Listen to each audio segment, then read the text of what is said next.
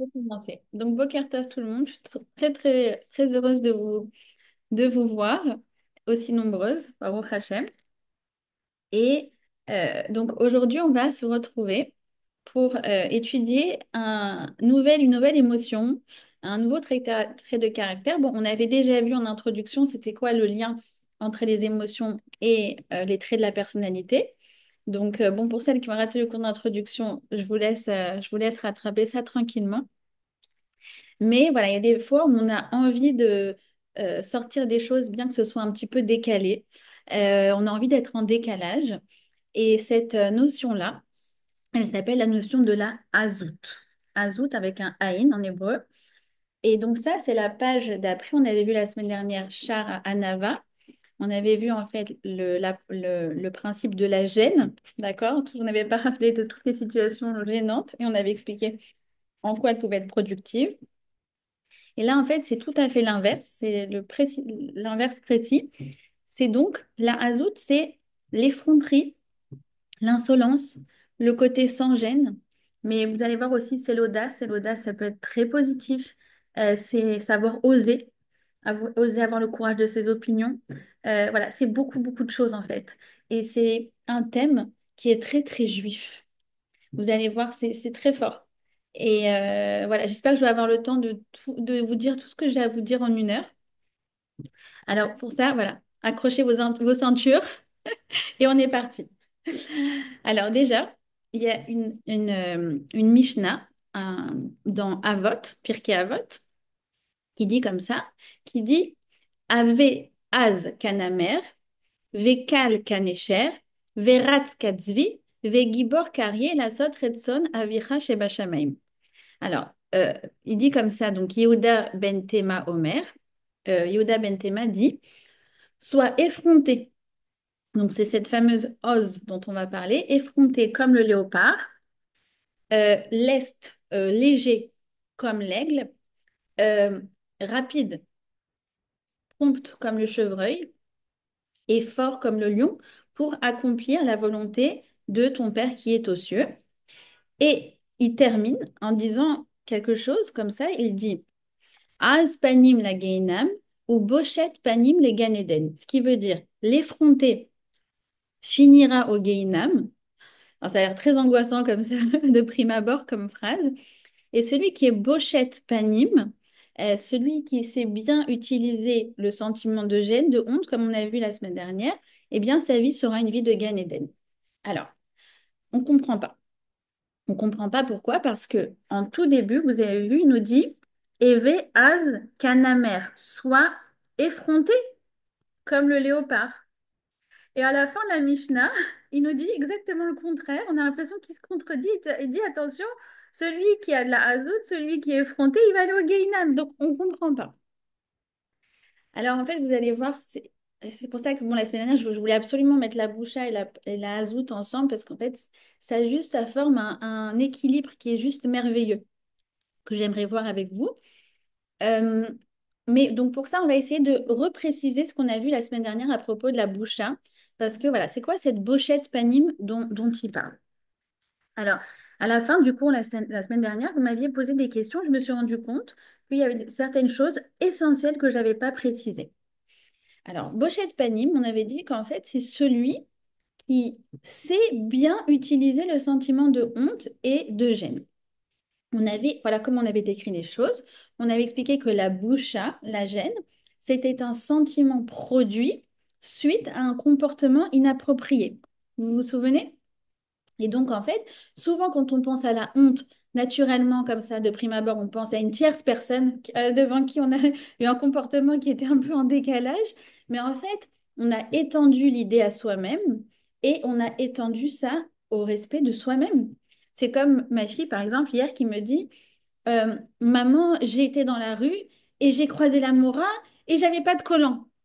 Alors, je lui dis, bah, en fait, oui, d'accord, c'est embêtant, mais la Mora, on s'en fiche. La prof, c'est pas ça le problème. C'est par rapport à toi-même. Elle te fait juste ressortir une vérité que tu dois être cohérente en tant que fille de Beth Yaakov, d'accord? Une fille qui appartient à une famille orthodoxe, d'accord?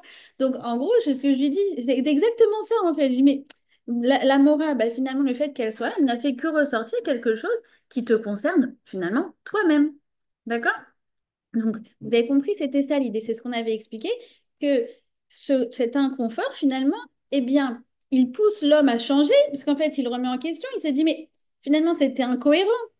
Et l'objectif, c'est, on avait dit, de réduire nos incohérences pour aller vers une forme de cohérence. Et donc, dans ce cas-là, le sentiment de gêne, comme je vous ai dit, il est parfaitement productif. Il est parfaitement productif à partir du moment où il est ciblé, il est ponctuel.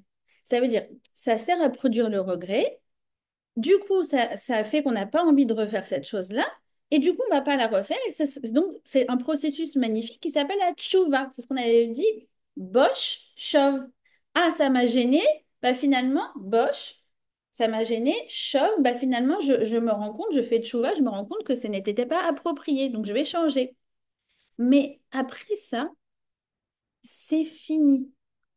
Ça veut dire, c'est la fin d'un processus, point. Ce n'est pas la gêne ou la honte, ce n'est pas un sentiment qui doit être diffus. Il est productif à partir du moment où il a fait son changement et du coup il était ponctuel. Quand c'est un sentiment, comme il appelle ça le Rav Jacobson, rikshe hashama. Rikshe hashama, c'est des sentiments de culpabilisation, des sentiments de gêne. C'est diffus et c'est pas attaché à quelque chose en particulier de précis. C'est quelqu'un qui est tout le temps gêné. Vous savez, il y a des gens comme ça, ils sont gênés pour un oui ou pour un non. Et il faut absolument assainir cette chose-là. Pourquoi? Parce qu'en fait, ça donne des gens qui sont tout le temps désolés. On dit en anglais, ils sont apologizing. Je ne sais pas comment dire en français, je crois qu'il n'y a pas d'équivalent. Des gens qui sont tout le temps désolés, en fait, qui s'en veulent pour un oui ou pour un non, qui se fustigent eux-mêmes. Mais non, pas du tout. Tu dois être bien avec toi-même. Et en fait, ça n'est que dans ces moments-là que ça doit venir te chambouler, te dire, ah, bah finalement, c'était incohérent, c'était inapproprié, c'était décalé, c'est tout ce qu'on avait vu. Ah, bah du coup, ça me donne envie de changer, de réduire cette incohérence. Fin de l'histoire. C'est très important.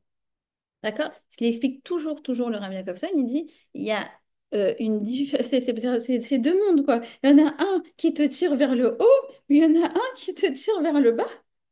Et c'est quoi la différence? Bah, un, c'était ponctuel, hop, ça m'a aidé à changer.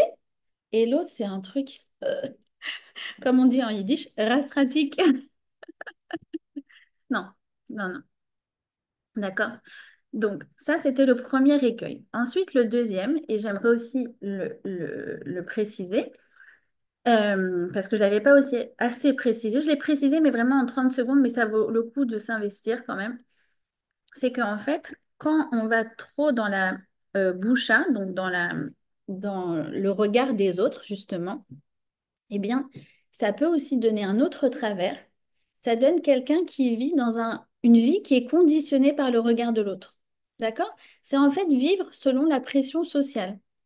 C'est des choses qu'on retrouve beaucoup dans le monde, qu'on peut retrouver dans le monde religieux, notamment israélien et le monde religieux aux États-Unis, puisque moi j'ai habité là-bas, j'ai habité aux États-Unis aussi.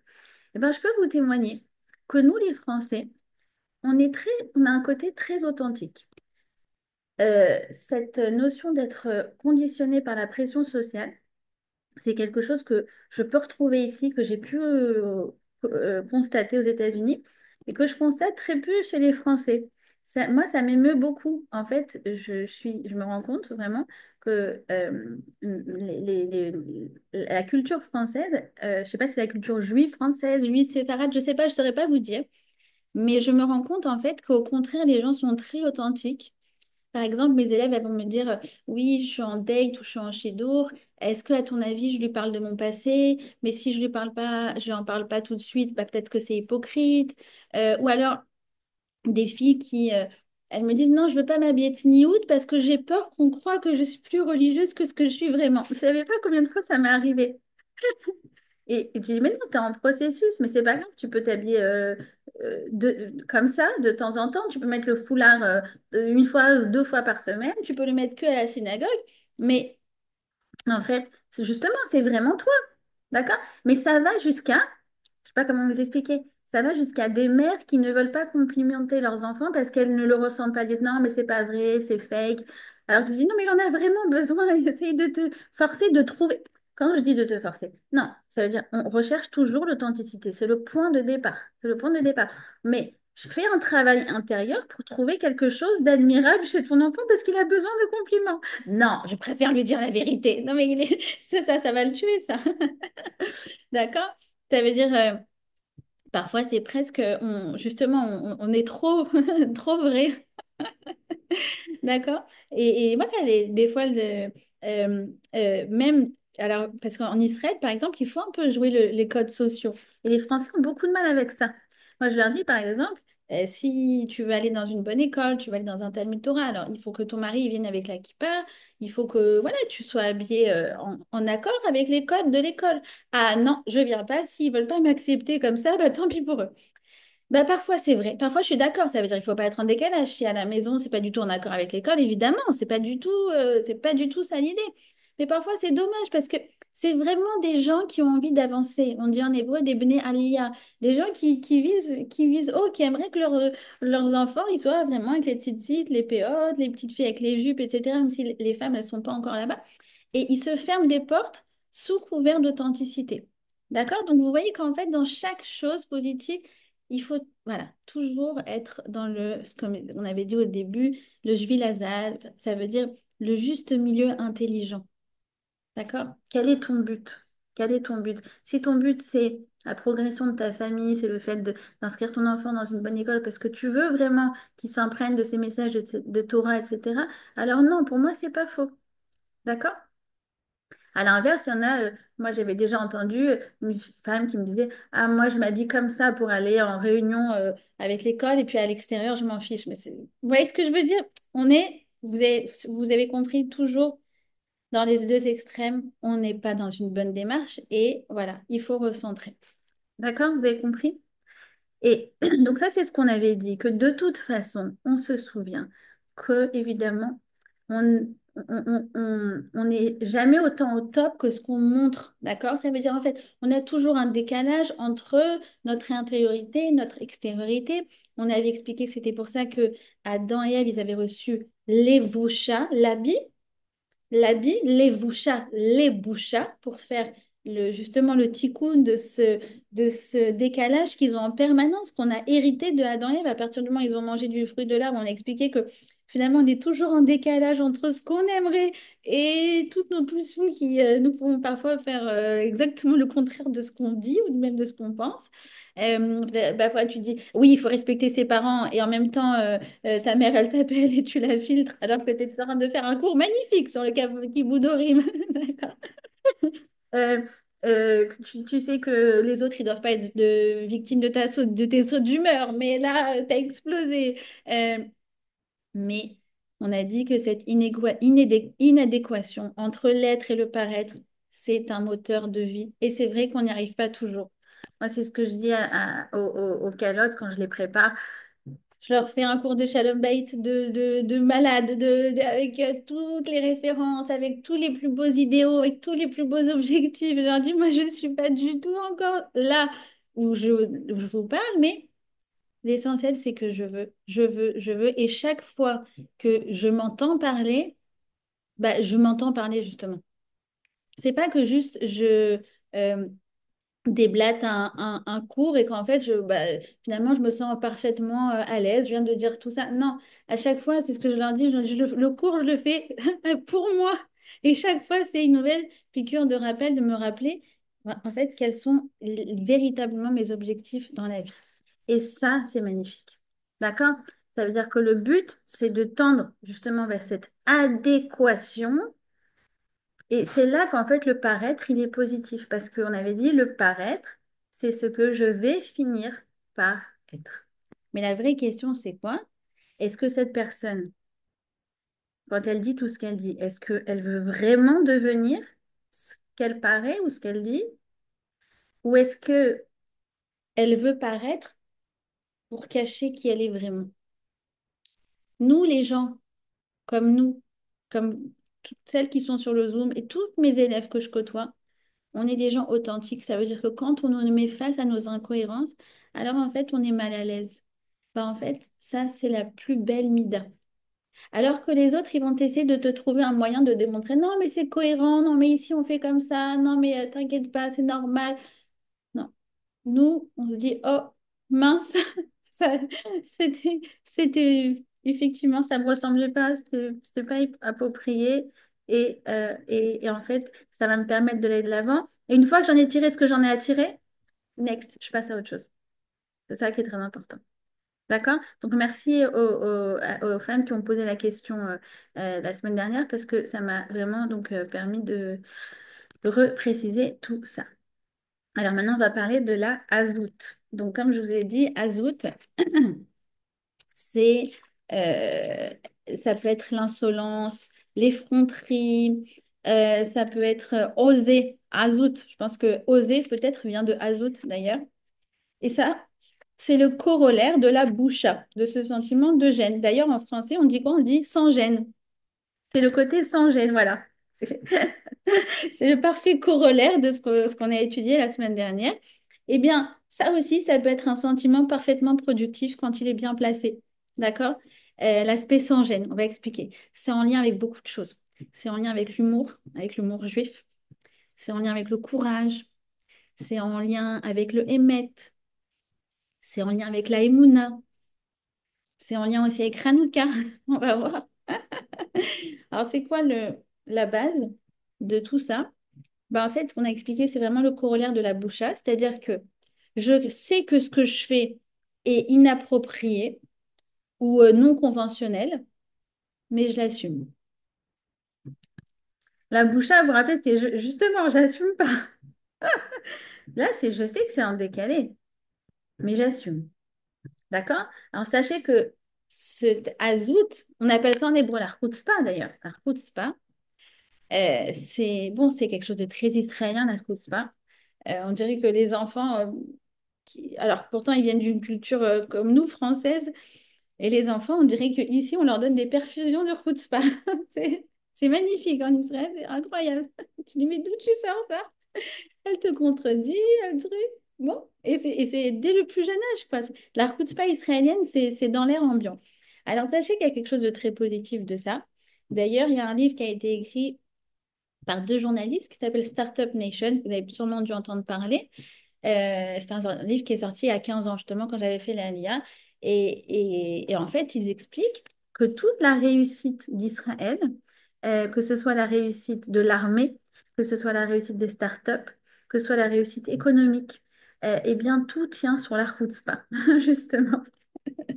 Et ça peut nous paraître choquant, mais regardez ce que Rabbi Nachman a dit. Il dit, donc, comme on a dit dans la Mishnah, Azot panim la geinam, celui qui n'est pas effronté euh, n'a pas de part dans la Torah, d'accord? C'est comme ça qu'il dit Rabbi Nachman. Mais il dit, celui qui n'a pas de Azut Dikdusha, on va expliquer c'est quoi la Azut Dikdusha. Apparemment, c'est une Azut, une effronterie qui est positive, qui est Kadosh, alors non plus n'a pas de part dans la Torah. D'accord? Donc, vous voyez qu'il y a une contradiction, un peu comme ce qu'on avait dit au tout début du cours, qu'il y avait cette Mishnah, il y avait cette contradiction. On a l'impression qu'il y a une azout qui est bonne et une azout qui n'est pas bonne. D'accord? Alors, je vais vous expliquer, c'est très simple. Enfin, je vais vous expliquer. Il va nous expliquer. D'accord? Mais lui, il est très succinct et du coup, j'ai rajouté pas mal de... Vous allez voir, j'ai rajouté beaucoup d'exemples en fait. Alors, il dit comme ça, il dit que la mauvaise forme de azout, eh bien, c'est justement le côté sans gêne. D'accord? Quelqu'un qui est dénué de tenue, de retenue. C'est en mode justement, bah, Hachem, de toute façon, il ne me voit pas, du coup, je fais ce que je veux, et puis voilà, je m'en fiche de mettre les gens mal à l'aise. C'est les gens qui, euh, vraiment, je ne sais pas comment dire en français poli, quoi, mais euh, qui s'en fichent du monde, quoi. Enfin, qui E-M-E-M-E-R-D-E, je sais pas comment le dire, mais vraiment, c'est comme ça qu'ils sont avec le monde. Donc, vous savez, je suis même pas capable de donner de les placer correctement. Mais voilà, c'est quelqu'un qui, du coup, euh, qui va faire des histoires, qui va faire des disputes, qui est capable de faire honte aux gens, pour le coup, en public. On avait expliqué la semaine dernière que c'était quelque chose de gravissime, donc il faut éviter absolument. Et il a peur de personne, ni des personnes âgées, ni des rabbinim, ni de personne. On avait expliqué que la semaine dernière, rien que le fait que, par exemple, quelqu'un qui n'est pas chômeur Shabbat, qui passe en voiture et qui voit le rabbin et qui se cache et qui dit, oh là là, le rabbin de la synagogue, il va me voir. Ou alors, vous savez, des fois, ça arrive à la synagogue, ils arrivent avec leurs clés de voiture, ils les cachent. Vous voyez ce que je... Mais au moins, tu caches. Le regard du rabbin, il t'importe. On avait expliqué que c'était déjà un haut niveau, même au niveau halachique. C'est une grande différence. D'accord? Il n'est pas, ce qu'on appelle Mechalel Shabbat Befaresia, c'est déjà un niveau. Bah lui, en fait, il s'en fiche. D'accord? Je vous donne un exemple de ça, quelque chose qui m'est arrivé il y a quelques années, mais qui m'a mis vraiment très très mal à l'aise. C'est quelqu'un qui vient me voir, quelqu'un, un ami de quelqu'un de la famille, bon bref, je sais pas pourquoi il vient me voir, il me fait, ah oui, toi t'es religieuse et tout. Oui, ouais, bonjour. Et il me dit, moi j'ai arnaqué les rabbins. Je dis, ok, Mazal Tov. Alors il me dit comme ça, il dit, j'ai fait convertir ma femme alors qu'on n'est pas du tout religieux.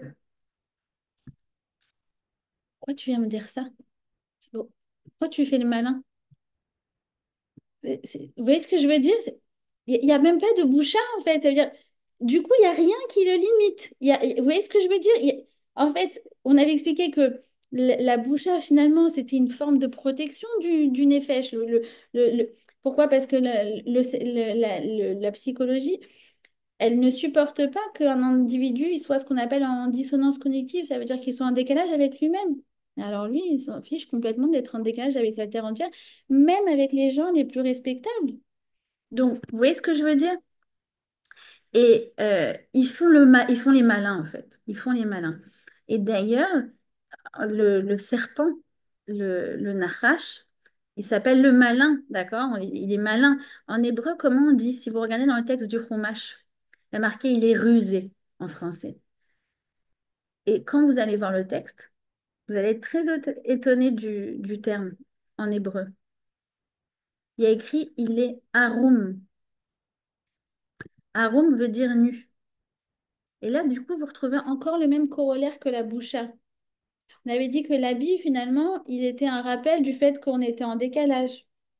Lui, le serpent, le hase, le, comme vous dites, voilà, ce sont des gens vulgaires, des gens voilà, qui sont hors limite, bah, en fait, ils font les malins. Ça veut dire, en fait, quand ils sont nus, entre guillemets, ils n'ont même pas honte. Ils assument leur nudité, ils assument leur décalage, ils assument le côté non approprié. D'accord? Et c'est le contraire complètement, encore une fois, avec toujours les contraires. C'est le contraire absolument de l'hypocrite. Ils jouent même pas le jeu du code social, ils s'en fichent. D'accord? Et il continue en disant que la hazout, ce côté insolent, c'est la conséquence de ce qu'on avait expliqué au tout début, l'ego, la gava. L'ego, quand il s'installe, vraiment, il s'installe, il devient de l'arrogance. Et après, l'arrogance, ça prend une forme d'insolence. Et il n'est pas gêné d'avoir des comportements qui ne sont pas adéquats. D'accord? Il n'a pas de retenue, il n'est pas gêné du regard des autres et encore moins du regard d'Hachem. Et il continue, il dit, ils prennent des chemins tortueux, ils suivent que leurs idées, leurs pulsions, et finalement, ils n'écoutent pas ce que les autres ont à leur dire, ils s'en moquent, ils s'en fichent. D'accord? C'est pour ça qu'en fait, c'est très difficile pour quelqu'un, pour une personne qui a une attitude comme ça désinvolte, voilà, c'est la désinvolture, c'est très difficile pour cette personne de faire tchouva. Parce il n'a même pas la base pour faire tchouva. Vous voyez ce que je veux dire? Qu'on avait expliqué que finalement, c'était ce sentiment de gêne. Mais il n'a pas le b.a.-ba qui lui permet de progresser, de tirer vers le haut. D'ailleurs, vous savez, quand on fait le vidouille à Yom Kippour, alors justement, quelle est l'introduction du vidouille? Je ne sais pas si vous vous souvenez. On dit Anu, Anachnu lo aze panim vekache oref, lomar lefanecha Hashem Elokeinu anachnu tzadikim velo chatanu. Tu sais, Hashem, on n'est pas effronté, chutzpah, au point de dire qu'on n'a pas fauté. Vous avez vu? Parce que c'est la base du vidouille, c'est la base de la tchouva, c'est la base de la progression. D'accord? Alors, ça, si vous voulez, c'est la mauvaise forme de la hazout. Mais il y a une forme, c'est la hazout d'Igdusha. Et c'est quelque chose de très, très puissant. Très, très puissant. Et c'est quelque chose, comme je vous ai dit, de très, très juif.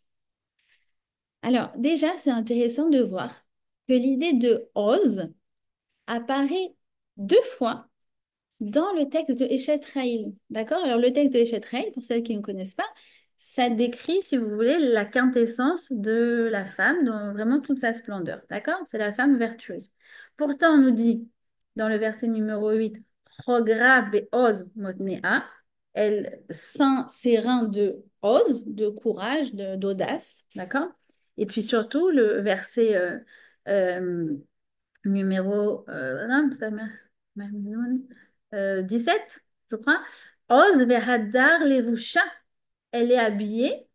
Donc, encore une fois, vous voyez, on a le oz et le levusha. Oz et boucha dans la même expression. Parce qu'en fait, c'est ce fameux équilibre qu'on veut chercher à atteindre. Eh bien, elle a un habit, levusha, de oz. Et là, vous me dites, oh là là, c'est compliqué. Et vous allez voir, mais tout, c'est tellement beau, tellement, tout est cohérent en fait. Tout est cohérent.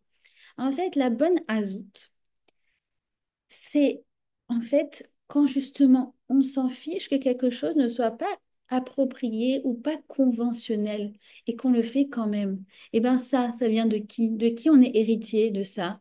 C'est l'esprit de Abraham. Abraham, tout le monde se tient, mais Ever, tout le monde se tient du côté du fleuve. Il est Abraham à Ivry. Lui, il est de l'autre côté. Tout le monde dit oui, c'est bien le paganisme. Abraham, il comprend par lui-même que c'est Dieu qui dirige le monde. Et il n'a pas honte, il n'est pas gêné de tenir des principes qui vont à l'encontre de toutes les certitudes bien propagées depuis longtemps dans une société.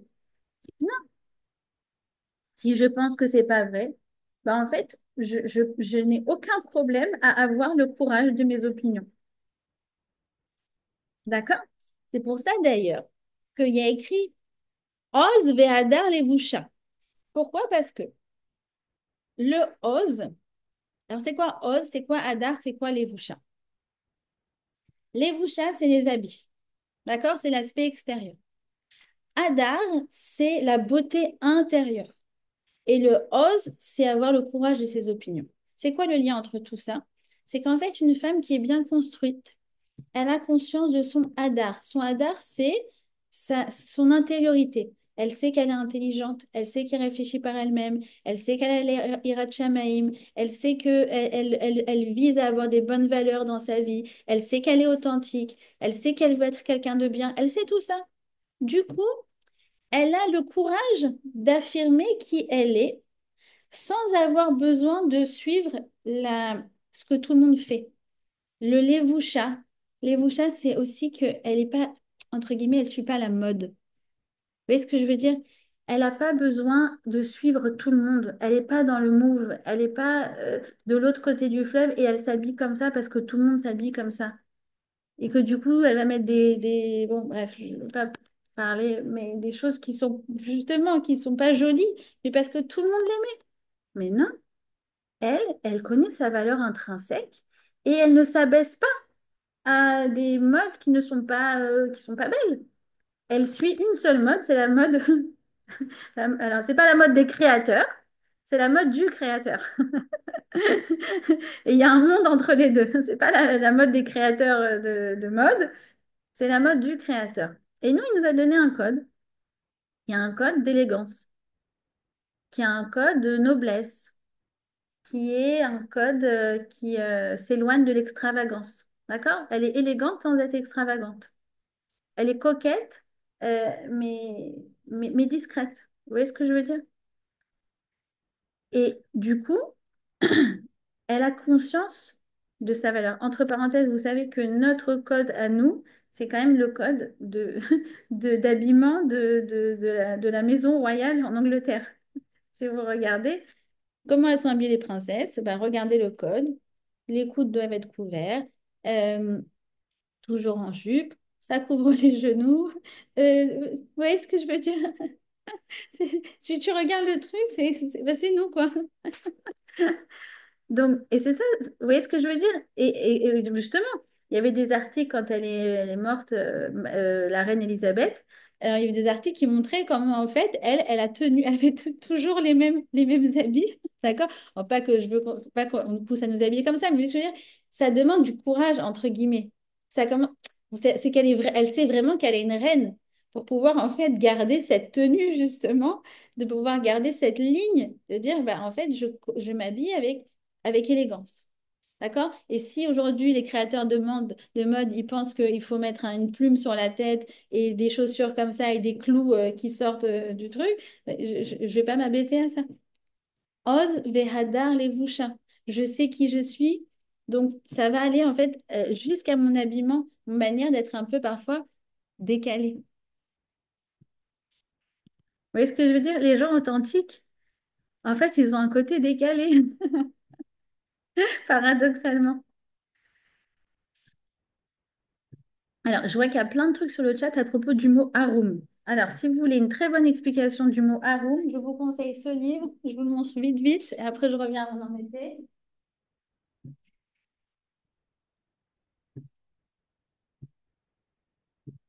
Voilà, c'est celui-là.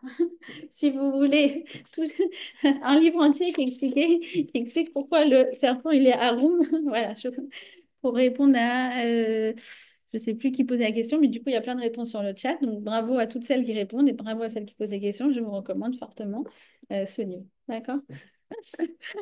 Faudrait que je mette que cette vidéo contient du contenu promotionnel. Alors, bon, j'ai pas été payée pour ça. Ok. Donc, vous avez compris, vous commencez à comprendre un petit peu. C'est un petit peu décalé. Ça veut dire, c'est par exemple, dire, voilà, en Israël, par exemple, dire ses brachot à voix haute. Vous voyez ce que je veux dire? Il y a le technicien qui est là pour réparer la machine. Je dis, oh, c'est un juif. Bon, bah, écoute, je vais faire chez Akol, Baruch chez Akol, Nihabit Baro à voix haute. Et souvent, il fait comme ça. Amen. Il met la main. Les Israéliens, ils font comme ça. Parce qu'ils n'ont pas ceux qui n'ont pas, alors ils mettent le tissu du t-shirt sur la tête. C'est mignon. D'accord?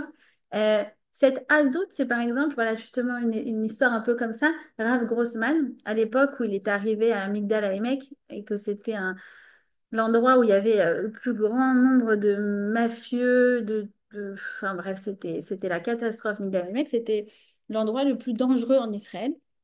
Et il est arrivé, vous savez, directement de Mea Shearim pour essayer de transformer les gens. Et puis, en fait, il a, aujourd'hui, c'est un empire de bienfaisance, de Torah.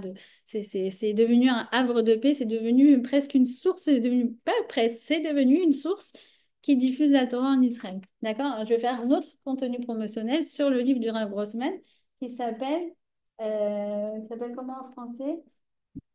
Un rave, un rave, une légende.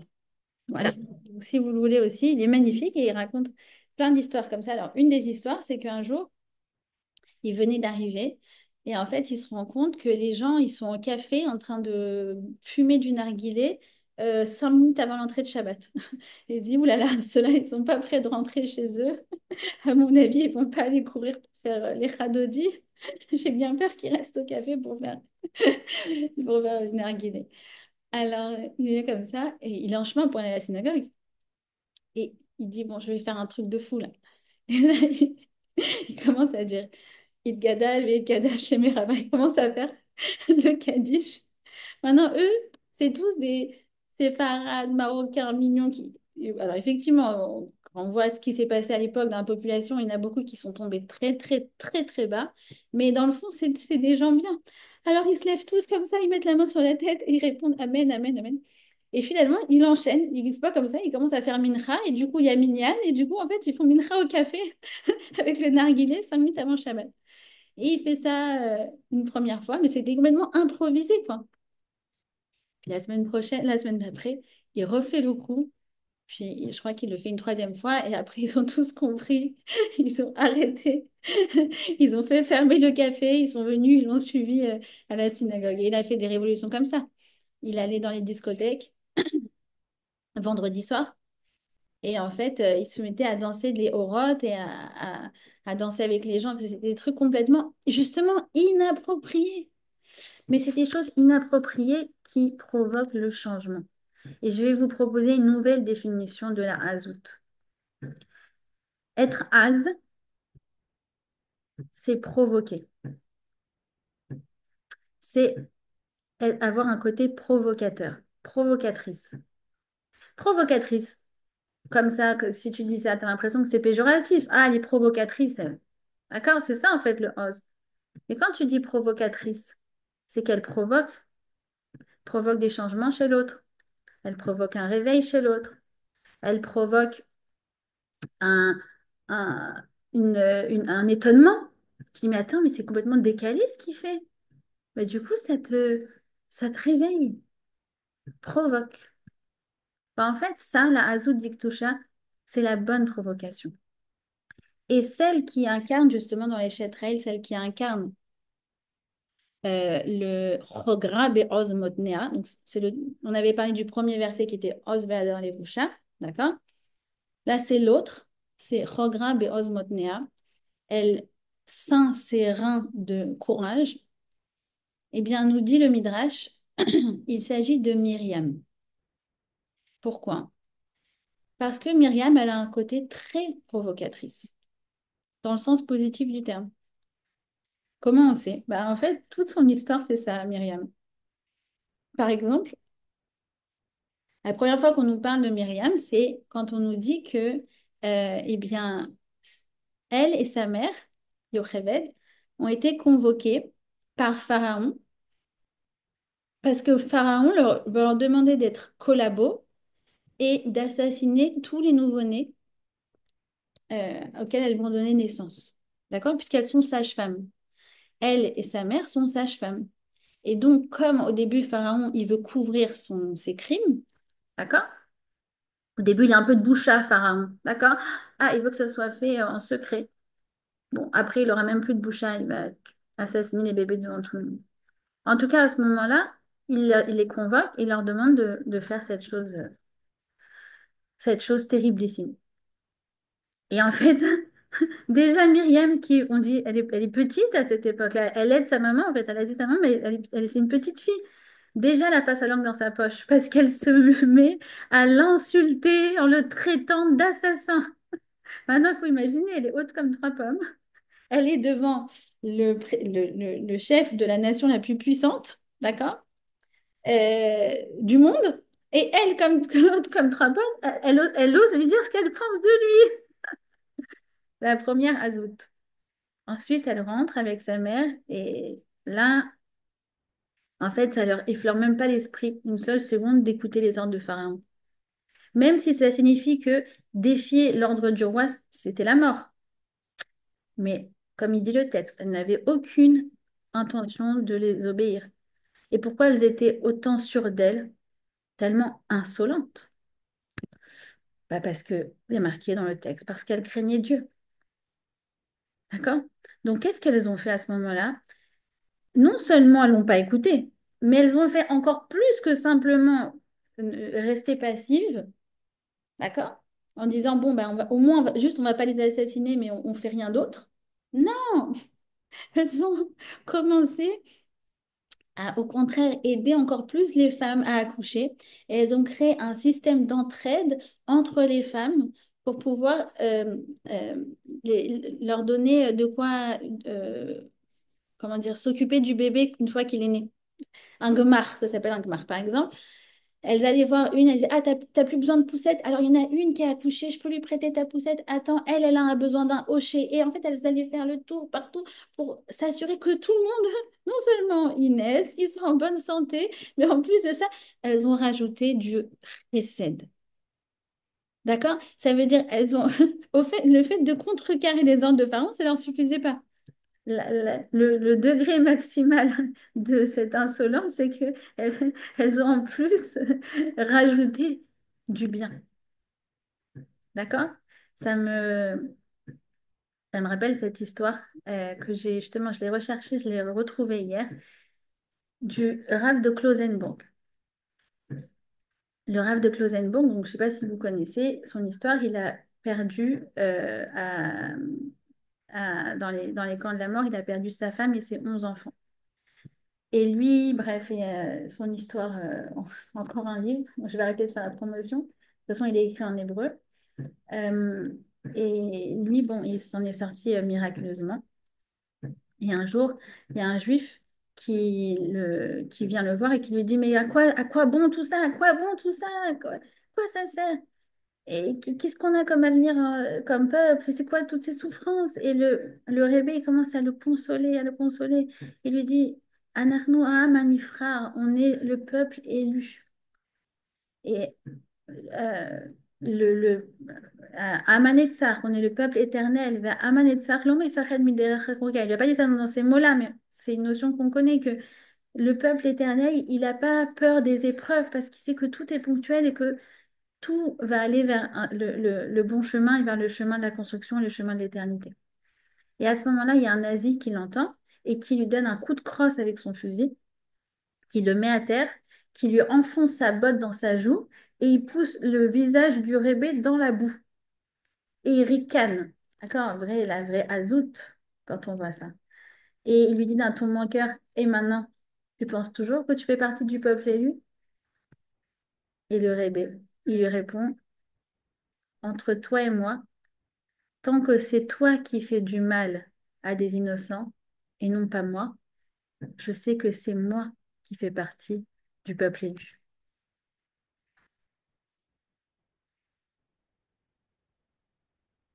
Ça, c'est la hazout d'un juif qui est sous la botte d'un nazi et qui a l'audace de lui répondre ça.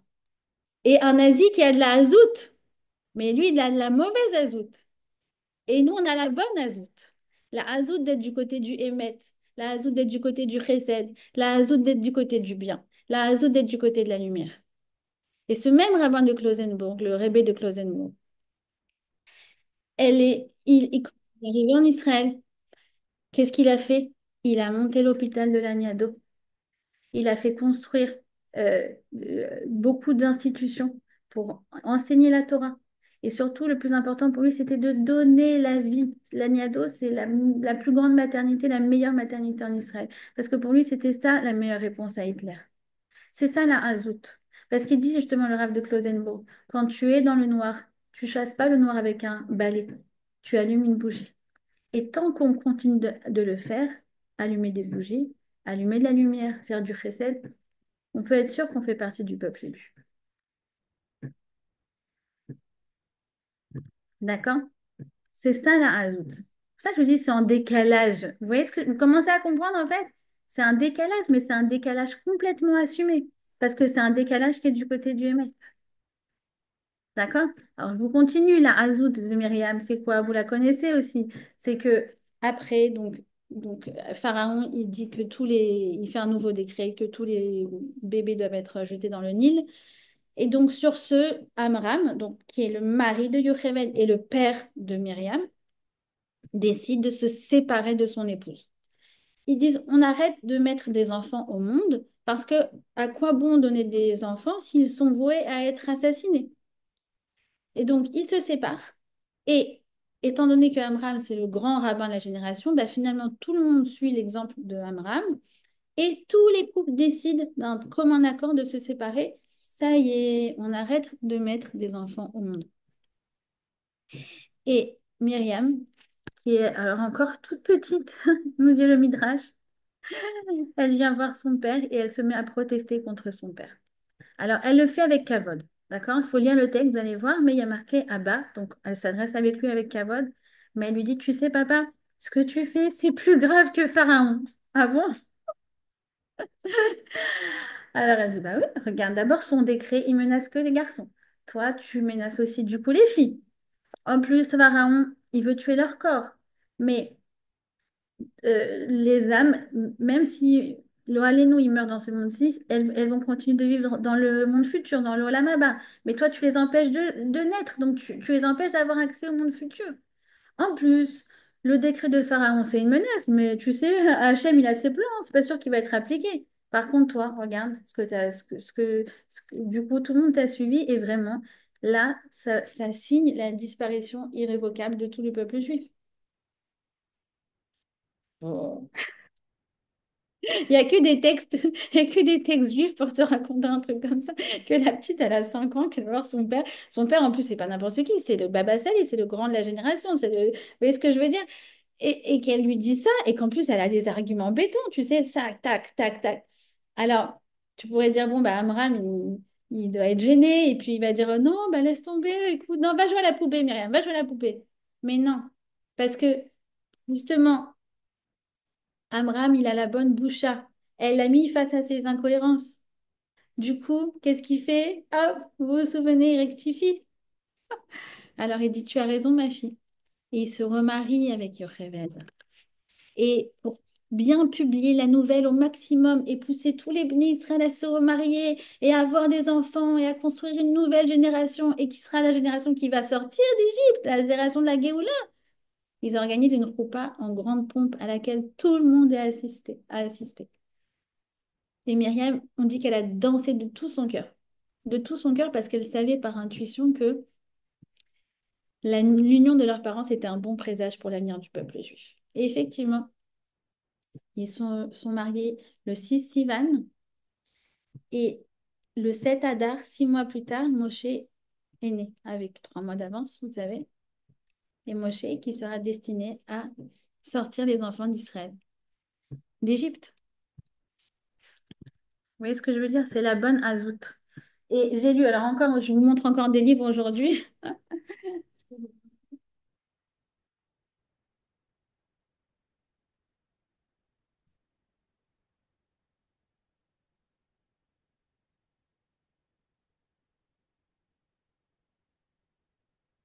Alors ça, c'est un livre en hébreu. Yonati Bechagav Asela, que m'a conseillé une amie. C'est un livre de la rabbinite Notchtat. Je ne sais pas si vous connaissez. Nifterah l'année dernière, donc on peut dire Zichron Livracha. Et c'est la fille du Rav Tauber, le Rav Ezriel Tauber. Et en fait, elle raconte l'histoire de sa grand-mère. L'histoire de sa grand-mère, elle s'apparente vraiment à tout ce qu'on a vu, cette fameuse Azout. Pourquoi? Parce que, eh bien, euh, pendant la Seconde Guerre mondiale, elle habitait en Tchécoslovaquie, eh bien, les couples, euh, à cette époque-là, les femmes avaient arrêté d'aller au mikvé.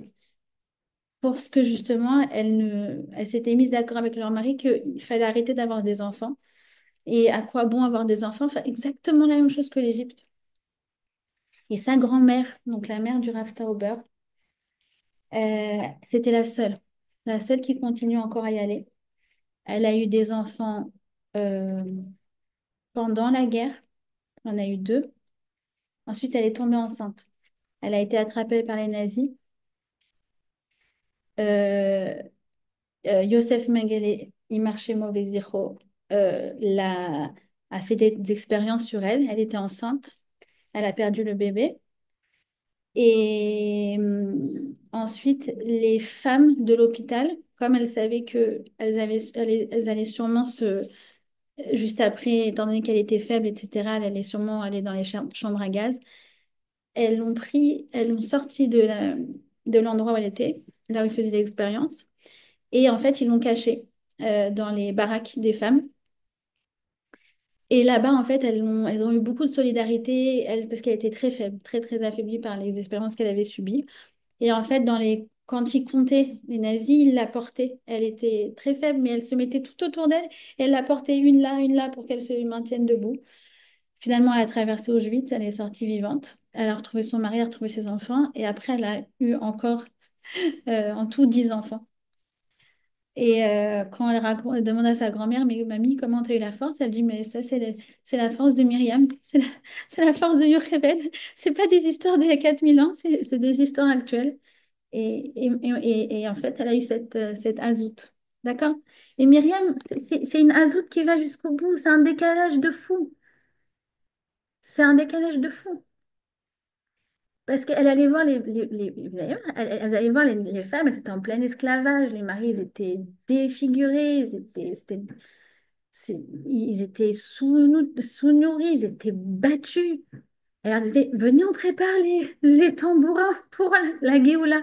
Mais de quelle Géoula tu parles? Mais quoi? On est en plein cauchemar. Et elle voyait déjà, elle était en décalage. C'est le décalage de l'Aïmouna. C'est le décalage de l'Aïmouna. Vous comprenez? Et c'est un décalage qu'on peut retrouver dans plein de situations. Je vous donne un autre exemple comme ça, moi, qui m'a frappé. Une histoire de la semaine dernière où, bref, c'est une amie à moi qui a, bon, peu importe, elle a eu un problème avec sa grossesse, etc. Et du coup, elle devait faire en sorte que ça s'arrête. Voilà. De toute façon, le bébé, il n'avait plus le cœur, etc. Bref, peu importe. Et en fait, elle était à l'hôpital, elle avait déjà pris tous les trucs pour que ça s'évacue, en fait. Et donc, moi, je savais que ce jour-là, elle passait cette épreuve, donc je pensais à elle, j'ai fait des télim pour elle, etc. Bon. Mais il y a une amie du groupe qui l'a appelée, qui lui a dit comment ça va, etc. Elle lui dit, bah ça va, mais j'attends, c'est long, ça fait mal, c'est très long. Alors l'autre amie, qui est prof de Zumba, elle fait, bah c'est pas grave, vas-y, mets le téléphone là. Alors elle la met comme ça, elle fait, maintenant on va faire une vidéo et tu vas faire de la Zumba avec moi. Et donc là, les infirmières, elles passent, elles disent, mais c'est complètement décalé. Ça veut dire, imaginez, elle est en train de vivre une épreuve terrible, elle est à l'hôpital, elle est en train de... vous imaginez la situation. Et en fait, elle est en train de faire des pas de danse. Ben, n'empêche que 5 minutes après, voilà, le processus, il a commencé et au moins, ça a terminé la souffrance qui était très longue pour elle. Et moi, j'étais là au téléphone quand elle m'a raconté ça, j'ai dit, mais quel azout, mais quel décalage. Mais vous voyez ce que je veux dire? C'était la joie, c'était les mouvements, c'était plein de choses. Mais comment tu peux penser à ça? Vous voyez comment quand tu es le rave de Klausenbourg, il t'a la botte comme ça, tu penses à ça? Comment tu es Myriam, tu sors de chez le pharaon et tu dis maintenant je vais monter un gmar? Comment tu es en pleine guerre et tu dis je vais avoir des enfants? Vous voyez ce que je veux dire? C'est la hazout, c'est la hazout des Hashmonaïm, la hazout de Hanouka. Pourquoi? Parce que les Grecs, bah justement, ils disaient, nous, on est les meilleurs, nous, on est les plus sophistiqués, nous, on a la culture, et nous, on est très forts. C'est vrai qu'ils étaient très, très forts à la guerre. Ils étaient invincibles, les Grecs. Ils avaient un système avec ce qu'on appelle la phalange. C'était des soldats qui se mettaient avec leurs boucliers, tous, tous, tous en groupe, et des lances partout, partout, partout. On appelait ça la phalange. Et où qu'ils allaient, vous savez bien, Alexandre le Grand, il a conquis tout le Moyen-Orient. Il a conquis tout le Moyen-Orient, Alexandre le Grand. Pourquoi? Ils étaient invincibles. Et une bande de papilles rabbins, ils disent non, Mille Hachem Elai. Mais quelle armée tu vas mobiliser, dis-moi? Eh bien, l'armée du Hémet. L'armée des gens qui sont connectés avec Hachem. L'armée des gens qui n'ont pas peur. L'armée des gens qui savent que, ouais, c'est décalé, mais si Hachem veut, alors ça peut se passer. Et ça, c'est de la Hazout. Et c'est le vrai message de Hanouka. C'est Mil Hashem Elai, la bonne Hazout, la bonne audace. C'est en fait d'oser se raccrocher à l'essentiel, d'oser se raccrocher à l'Aïmouna, d'oser se raccrocher à ce qui est vrai, au Hémet. D'accord? Donc, ça, si vous voulez, c'est ça être une bonne provocatrice, un bon provocateur. C'est quoi provoquer? Bah, c'est justement ne pas, c'est provoquer avec ses idées, provoquer avec ses opinions. Je assume mes opinions. C'est une azout qui est basée sur la Emouna. C'est très joli ce que vous dites. Et c'est de la provocation, dans le sens où ça provoque des bonnes choses. Comme la provocation de Myriam, elle a provoqué la naissance de Moshe. Comme la provocation de quelque chose qui était complètement décalé, ça a provoqué que ça a débloqué des choses. D'accord? Et c'est en lien avec l'humour juif. Parce qu'en fait, nous, on est décalés. Vous savez, j'ai une amie que vous connaissez sûrement parce qu'elle donne des cours de Torah aussi, c'est Maria Dre. Et elle racontait dans une afrachatrala, je suis un fou rire, que quand donc son mari, son fils, il a été mobilisé. Et donc, ses voisines non juives en France, elles disent, ah, mais votre fils a été mobilisé, mais c'est terrible. Ah, il faut partir en Israël, mais qu'est-ce que vous allez faire? Bah, je vais faire du pain. Ah oui, il allait faire des Afrajatrala. Je dis, mais quel rapport? Je dis, bah oui, mais moi, je sais que ça provoque des changements. Vous voyez ce que je veux dire? Je vais vous montrer aussi autre chose qui est décalée. C'est cette image-là.